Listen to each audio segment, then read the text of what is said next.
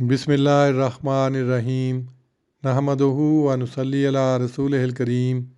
صحیح البخاری کتاب العلم باب من اجاب السائل باکثر مما سألہ، یعنی جو شخص پوچھنے والے کو جتنا اس نے پوچھا ہے اس سے زیادہ جواب دے۔ حدیث نمبر 134۔ حضرت ابن عمر رضی اللہ عنہما سے روایت ہے کہ ایک شخص نے نبی صلی اللہ علیہ وسلم سے پوچھا کہ احرام والا کیا پہنے؟ فرمایا، نہ قمیص پہنے، نہ پگڑی، نہ پاجامہ، اور نہ باراتیہ یعنی لمبی ٹوپی، اور نہ وہ کپڑا جس میں ورس یا زعفران لگی ہو، اور اگر وہ جوتا نہ پائے تو موزے پہن لے، اور چاہیے کہ وہ ان کو اس قدر کاٹ دے کہ وہ ٹخنوں کے نیچے تک ہو جائیں۔ اس حدیث کی تشریح میں لکھا ہے کہ حضرت صلی اللہ علیہ وسلم سے پوچھا تو یہ گیا تھا کہ احرام والا کیا پہنے، اور جواب آپ نے یہ دیا کہ یہ بھی نہ پہنے اور یہ بھی نہ پہنے۔ یہ اس لیے کہ پہننے کی چیزیں تو بہت سی ہیں، اگر وہ گنی جاتیں تو ایک لمبی فہرست ہو جاتی، اور پھر وہ فہرست خام خواہ تخصیص کے معنی میں لے لی جاتی۔ اس لیے آپ نے چند ان چیزوں کا نام لیا جن کا پہننا اور استعمال کرنا محرم کے لیے جائز نہیں تھا۔ آپ نے جواب بھی مختصر دیا، اور جواب بھی ایسا جو اپنے اندر پوری تفصیل رکھتا ہے، اور سوال کرنے والے کے لیے جواز کا میدان کھلا چھوڑ دیا ہے۔ امام بخاری رحمۃ اللہ علیہ نے باب کا عنوان قائم کرتے ہوئے بے اکثرا مما سآلہ کیوں کہا؟ بظاہر آپ کا جواب اس کے سوال سے زیادہ نہیں۔ اس نے یہی پوچھا تھا کہ کیا پہنے؟ آپ نے فرمایا، ان چیزوں کے سوا جو چاہو پہنو۔ دراصل امام موصوف نے سوال و جواب کے ان الفاظ کو مد نظر رکھ کر عنوان باندھا ہے۔ سوال نہایت مختصر ہے اور اس کا جواب لمبا ہے۔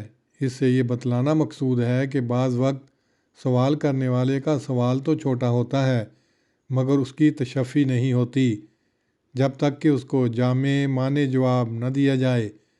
تعلیم کے ضمن میں یہ 41واں ادب ہے، اور حضرت صلی اللہ علیہ وسلم نے صحابہ کرام کی تعلیم و تربیت میں وہ تمام امور ملحوظ رکھے جو ایک دانشمند اور حاذق استاد و مربی کے شایع ہیں۔ امام ابن رشد نے امام بخاری کے اس خاتمہ کے متعلق ایک لطیف بات کہی ہے جو امام موصوف کے طریقہ استدلال و بیان کے عین مطابق ہے۔ وہ کہتے ہیں کہ امام بخاری نے کتاب العلم کو اس حدیث پر جو ختم کیا ہے تو یہ واضح کرنے کے لیے کہ علم کے متعلق آداب بیان کرنے میں انہوں نے حضرت صلی اللہ علیہ وسلم کی سنت کی اتباع کی ہے۔ بعض ضروری باتیں بیان کر دی ہیں اور بعض پڑھنے والوں پر چھوڑ دی ہیں۔ اسی نقطے کی طرف توجہ دلانے کے لیے باب نمبر 48 میں بھی اشارہ کیا ہے۔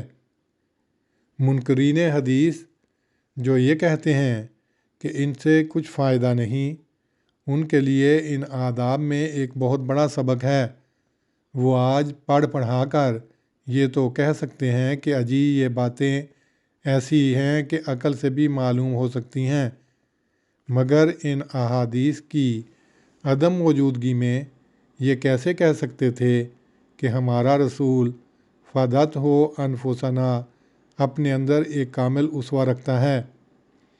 کتاب العلم کے مطالعے سے یہ بات از خود حویدہ ہو جاتی ہے کہ صحابہ کرام کی علمی تربیت بھی اعلیٰ درجے کی ہوئی تھی، جس کی وجہ سے وہ تبلیغ کے کما حقہ اہل تھے، اور یہ کہ ان کی روایتوں پر پورا اعتماد کیا جا سکتا ہے۔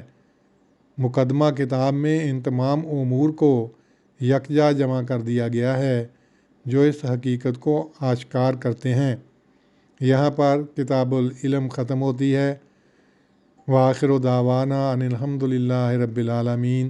اللہم صلی علی محمد وعلی آل محمد کما صلیت علی ابراہیم وعلی آل ابراہیم انک حمید مجید۔ اللہم بارک علی محمد وعلی آل محمد کما بارکت علی ابراہیم وعلی آل ابراہیم انک حمید مجید۔